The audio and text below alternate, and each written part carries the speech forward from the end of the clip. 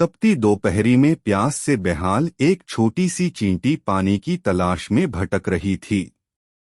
बहुत देर भटकने के बाद उसे एक नदी दिखाई पड़ी और वो खुश होकर नदी की ओर बढ़ने लगी। नदी के किनारे पहुंचकर जब उसने कलकल बहता शीतल जल देखा तो उसकी प्यास और बढ़ गई। वह सीधे नदी में नहीं जा सकती थी, इसलिए किनारे पड़े एक पत्थर पर चढ़कर पानी पीने का प्रयास करने लगी। लेकिन इस प्रयास में वह अपना संतुलन खो बैठी और नदी में गिर पड़ी। नदी के पानी में गिरते ही वह तेज धार में बहने लगी। उसे अपनी मृत्यु सामने दिखाई देने लगी।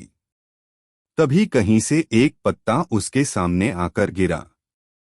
किसी तरह वह उस पत्ते पर चढ़ गई। वह पत्ता नदी किनारे स्थित एक पेड़ पर बैठे कबूतर ने फेंका था, जिसने चींटी को पानी में गिरते हुए देख लिया था और उसके प्राण बचाना चाहता था। पत्ते से साथ बहते हुए चींटी किनारे पर आ गई और कूदकर सूखी भूमि पर पहुंच गई। कबूतर के निस्वार्थ भाव से की गई सहायता के कारण चींटी की जान बच पाई थी। वह मन ही मन उसका धन्यवाद करने लगी। इस घटना को कुछ ही दिन बीते थे कि एक दिन कबूतर बहेलिये के द्वारा बिछाए जाल में फंस गया।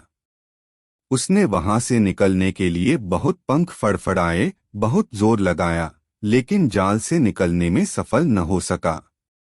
बहेलिये ने जाल उठाया और अपने घर की ओर जाने लगा। कबूतर निसहाय सा जाल के भीतर कैद था। जब चींटी की दृष्टि जाल में फंसे कबूतर पर पड़ी तो उसे वह दिन स्मरण हो आया जब कबूतर ने उसके प्राणों की रक्षा की थी। चींटी तुरंत बहेलिये के पास पहुंची और उसके पैर पर जोर जोर से काटने लगी। बहेलिया दर्द से छटपटाने लगा। जाल पर से उसकी पकड़ ढीली पड़ गई और जाल जमीन पर जा गिरा। कबूतर को जाल से निकलने का अवसर प्राप्त हो चुका था। वह झटपट जाल से निकला और उड़ गया।